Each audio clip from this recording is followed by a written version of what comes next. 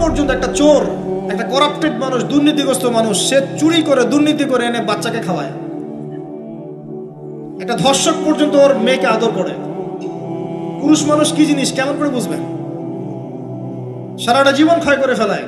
যদি আপনি তার আনুগত্য করেন, তার সামনে সুন্দর মতো থাকেন, তার কথার সাথে তর্ক না করেন, ভালোবাসা দিয়ে থাকেন, আপনার জন্য সে জীবন দিতে প্রস্তুত থাকবে।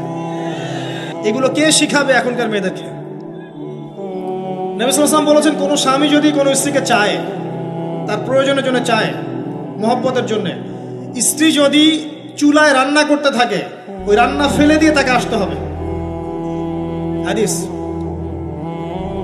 রাতের বেলা স্বামী স্ত্রী শুয়েছে, স্বামীর চাহিদা আছে, স্ত্রীর কোনো সমস্যা নাই, স্ত্রী ফিট, ইচ্ছা করেই অহেতুক স্বামীকে বলল আমি রাজি না, উল্টা পাশে মুখ করে ঘুমিয়ে গেল।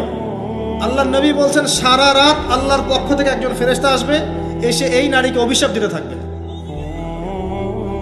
শুরুটা হবে আপনার বিয়ে দিয়ে।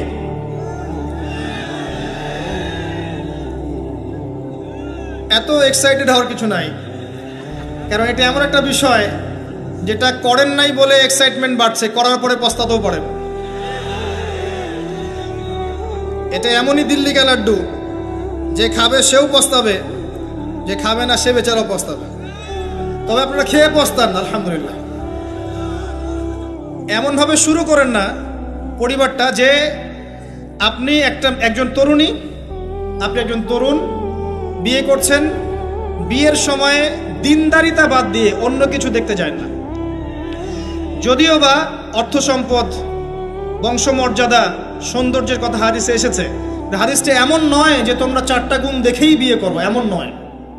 হাদিসটা এমন নয়, অনুবাদটা অনেকেই ভুল করে, অনেকেই ভুল করে। হাদিসে বলা হয়নি কখনো 4টা গুণ দেখেই বিয়ে করো, এটা নয়, বরং বলা হয়েছে 4টা গুণ দেখে বিয়ে করা হয়।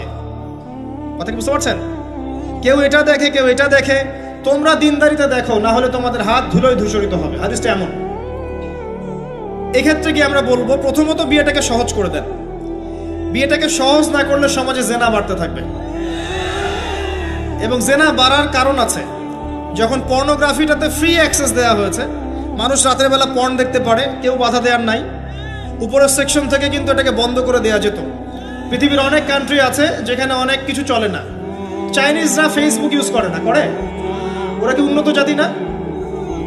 ওরা তো এখন আমেরিকাকে যদি বলে ওঠো উঠবে, আমেরিকাকে বসতে বলে বসবে।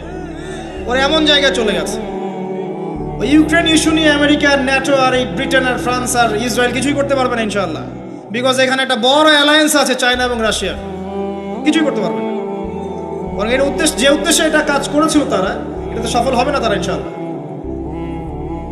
আজকের টপিক এটা না, আমি এদিকে যাচ্ছি না। মূল বিষয়টা হচ্ছে যে সহজ করতে হবে বিয়েটাকে। উপযুক্ত বয়স হয়ে গেলেই একটা উপার্জনের সোর্স খুঁজবেন আগে। বেকার অবস্থায় বিয়ে করতে যায় না, উপার্জনের সোর্স খুঁজবেন, তারপরে আপনি আপনার পরিবারকে বলবেন আমার বয়স হচ্ছে, আমাকে বিয়ে দাও। এবার আসেন, বিয়ের সময় দিনদারিতা ছাড়া অন্য কিছু দেখতে যায় না।